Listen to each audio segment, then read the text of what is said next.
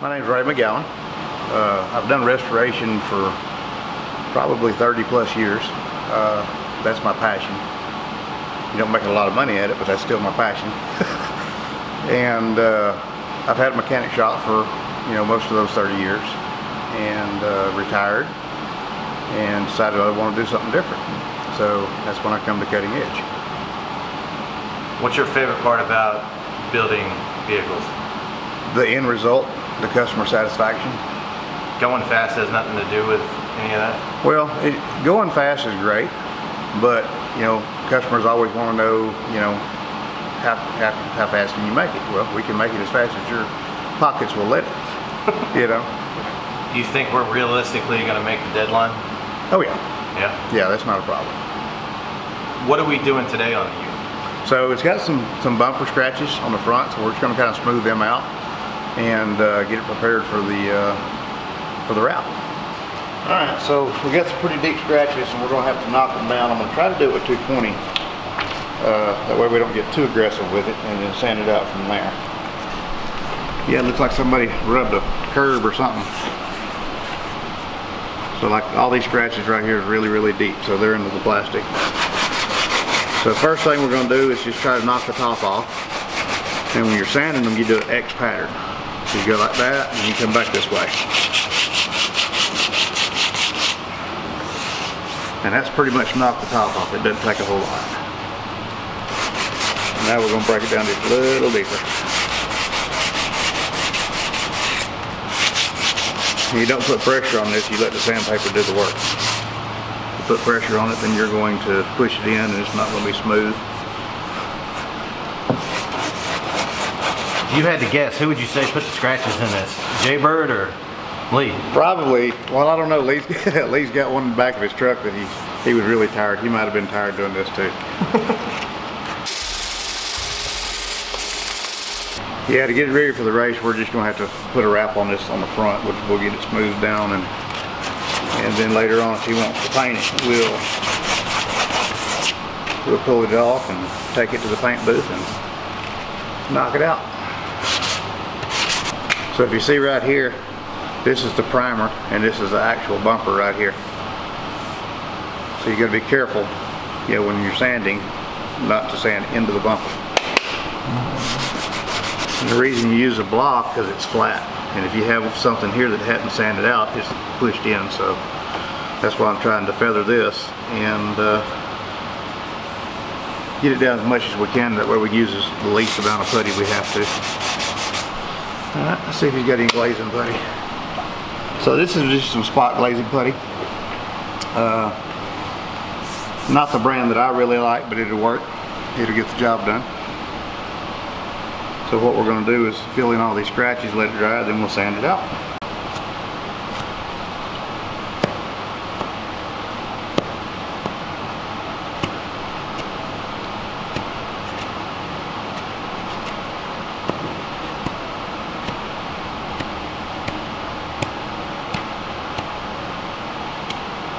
You got to push it in pretty hard.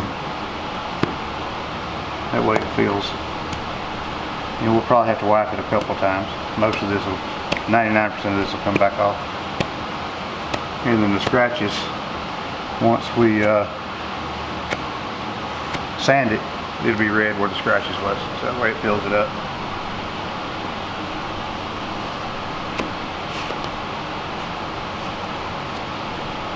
Alright, let it dry for a few minutes, and it'll basically, where it's darker red, see how it's starting to dry right here on the edge?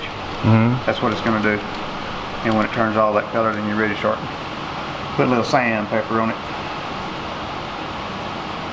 And we'll actually wet sand this. We use a sponge and water. That way it washes all the material out of the sandpaper, so it'll sand, because it'll fill up pretty fast. It's kind of like watching paint dry. Yep. How much do you think it's going to be? How many horsepower and how much torque do you think this thing's going to have when Lee does what he wants to do to it? Well, it just depends. If he goes to the motor first, with 8 pounds of boost on a 6.0, you're looking. I'm going to guess when we dyno it, it's going to make 480 horsepower and probably 500 torque. pretty impressive. All right, so it's been about 30 minutes. We're gonna do a little bit of wet sanding. The sandpaper is really not wet sandpaper, but we can get by with it. So I'm gonna put a little bit of soap in the water. That keeps the sandpaper from sticking.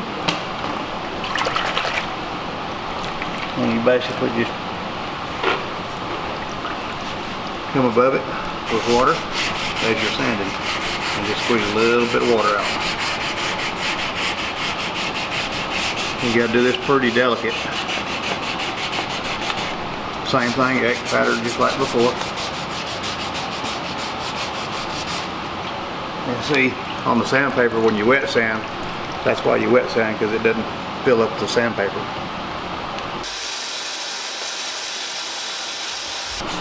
Like I say, you just go real light, it don't take much. So basically all of our spots are filled. The reason I don't like the red glaze putty is because it shrinks, so you have to do it 2 or 3 times. I can still feel some of the imperfections in it, but for the most part it's filled all the scratches.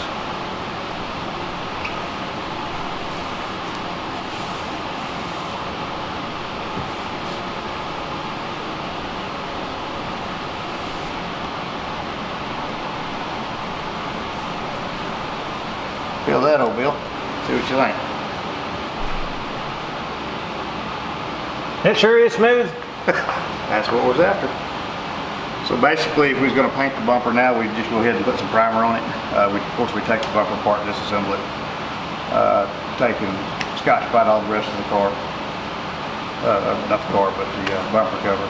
Prime it, block it down, and then just blend the color. And then clear the whole thing. Any which way, that's ready for our route.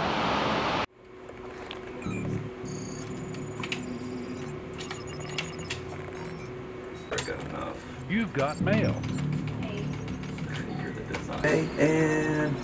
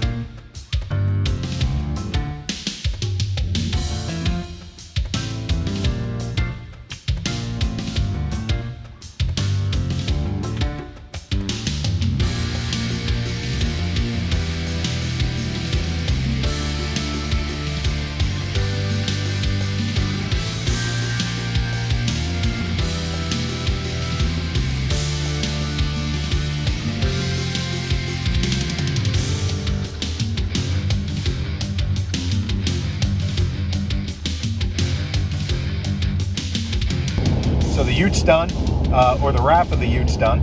We're on our way over to Gulf Coast Graphics to pick it up. I'm really excited about seeing it. I just got back from Italy last night. Braxton picked me up, cruising over there to get it. More good stuff to come, man. We're getting closer. Really excited about the upcoming race.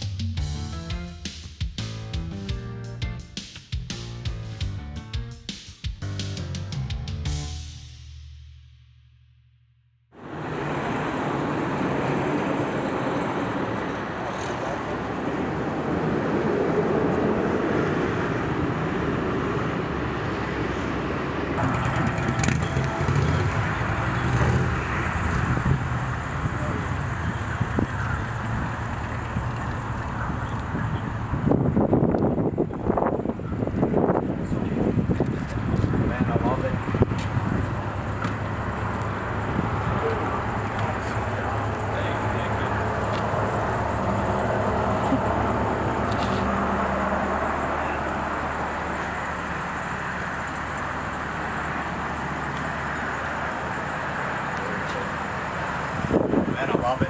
What you think? Love it. Hell yeah. Great. Hell yeah. This is awesome. I bet you that was fun too, wasn't it?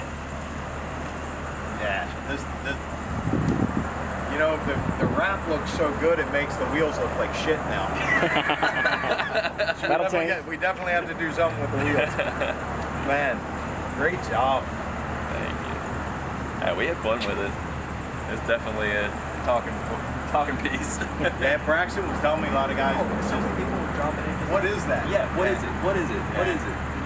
That was the whole reason we wanted to do something. So like if we go do Cars and Coffee or something like that, it's just not another whatever, another Camaro, another Corvette, another whatever. Yeah. So yeah, it's a head turner for sure.